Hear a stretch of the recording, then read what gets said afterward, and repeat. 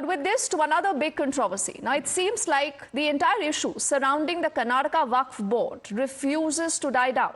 According to reports, the Karnataka Waqf Board now has laid claim to at least 53 historic monuments. 53. The Waqf says this is all our land. This is the Waqf land. This is across the state of Karnataka, including the iconic Gol Gumbaz, Ibrahim Raza, and also the Barakam in Vijaypura, as well as forts in Bidar and Kalaburgi. According to the reports coming in, 43 monuments in Vijaypura, the former capital of the Adil Sal dynasty, were officially declared Waqf properties by the board. This happened in 2005. However, this report also added that many of these monuments have since been encroached upon and altered. नहीं historical monument जो बोल रहे हैं वो कब के हैं? उनका जन्म कब हुआ? उनके डिपार्टमेंट का जन्म कब हुआ? आर्कियोलॉजी सर्वे ऑफ इंडिया का जन्म कब हुआ? उसका जन्म 1871 में हुआ। 1904 के बाद से वो उसके ऊपर अपना प्रबंधन करने का उनको मैनेजर रखा था। वो मैनेजर थे, वो मालिक कब से बनने लग गए? वो प्रॉपर्टी कई सौ साल पुरानी है, उनका उनसे क्या मतलब है? वो कहाँ से मालिक बन गए? वो वक्फ की प्रॉपर्टी तो है। अगर ये मस्जिद बनी हुई है आपके बराबर में, ये वक्फ की तो होगी मस्जिद। किसकी मस्जिद होगी? ये अतिक्रमण थोड़ी ना है, ये तो सदियों पुरानी मस्जिद है। रायसीना गांव के अंदर मस्जिद थी, ये रायसीना गांव की मस्जिद है, तो आप इसको अतिक्रमण मानोगे? Let's get you more breaking updates. We are learning the LOP Ashok has now written to the Home Minister and the JPC chairman of the Karnataka Waqf Rao on the entire issue. And our colleague Deepak is also joining us, and he has more insight into this story. Deepak, is there a larger pattern to, why such stories are coming in from the state of Karnataka time and again? It was about the farmers' land earlier. And, after much pressure, you've seen the chief minister breaking his silence and saying that that order is withdrawn. But now what about this?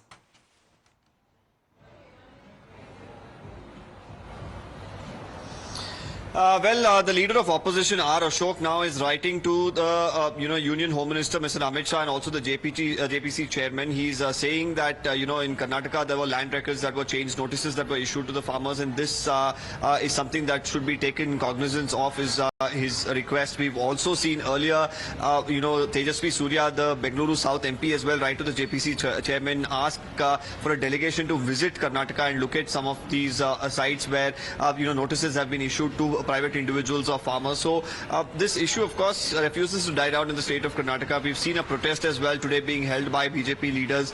They marched from Kyarpuram to the Tehsildar office once again in protest. They continue to say that the Congress is doing injustice just to appease certain people. As far as the Congress is concerned, led by the Chief Minister himself, has made it amply clear in the last few days, after a meeting especially that was held with the Waqf Board, with the Revenue Department, with the Minority Welfare Department, that they will ensure that any notices that were issued in the recent past, of course, will be withdrawn, or rather it will be taken back. And the Chief Minister has said that no farmer will be evicted from his land. But of course, with the notices that were initially issued by some of the officials, it had brought in some amount of embarrassment to the government, which eventually, of course, had to say that it was the officials who went ahead and did it, and action will be initiated against them. So the blame got shifted to those individuals. Right now, with the protest continuing with from the BJP, we'll really have to see how the Congress decides to firefight. Oh yes, and when you say that, Deepak, what is worrying is that the Congress is not distancing itself from these claims. Neither do they say that these claims are wrong.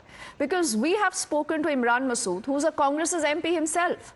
He says, yes, this was all Waqf land.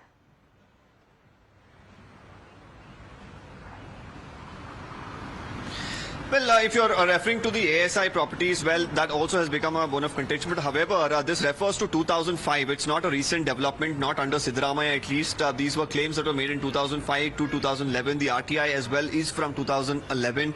So this is based on some documentation that the Waqf had earlier. Speaking to the Waqf chairman in the latest reaction that's coming in from him, he maintains that the ASI is doing a good job in maintaining some of these properties, and they're not going to right now stake claim to any of these properties, is the latest development that has come to the fore as far as this ASI land is concerned. But as far as the farmer lands issue is concerned, the BJP here in Karnataka continues to, of course, mount pressure on the Congress party, despite the Chief Minister making it clear that they have no intention of course, evicting the farmers, and the notices are going to be withdrawn. But of course, with these notices itself being withdrawn, the BJP is asking as to why notices were issued in the first place and how are the officials actually allowed to do so, and what made them do so, and if it was not pointed out, will this have been usurped, is there a charge that has come in. Meanwhile, the Congress is also on the offensive at this point in time on the BJP. They are putting out old videos from 2022 where Mr. Bommai is referring or speaking to some of the Waqf officials, asking them to take claim and ensure that all the Waqf land is going back to Waqf, and whoever has encroached it to clear them as well. They're also putting out the details of the manifesto of the BJP as well, is referring to similar lines. So the Congress at this point in time trying to do all it can to fight the BJP politically on these fronts. Now, when you say this, Deepak, there are important bypoles even in the state. And last time around, when this question was asked of the Congress, they said that the idea is to polarize, and that is why the BJP has raked up this entire issue. Now, is this an issue that you believe is connecting with the voters? Because, the Waqf can claim anything tomorrow without any papers. Now, this is a 2005 order that you're referring to. Why has it been raked up now? Is the timing crucial?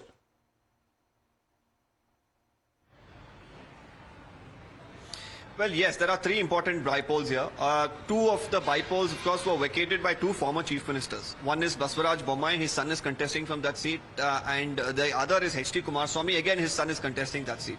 So for the NDA, it's of course a crucial bipole. For the Congress as well, it's crucial. Three total bipoles here in Karnataka. And, absolutely, Waqf will be a talking point here as well. We've not seen them extensively use it during their poll campaigning, but it's something that they're hoping will resonate either ways, and that's the reason we are also looking at a very swift response of sorts coming from the Congress party to any of the charges being leveled against them by the BJP. All right, Deepak, for the moment, thank you for getting us that full insight into that story. We also shift our focus to get you our next breaking update.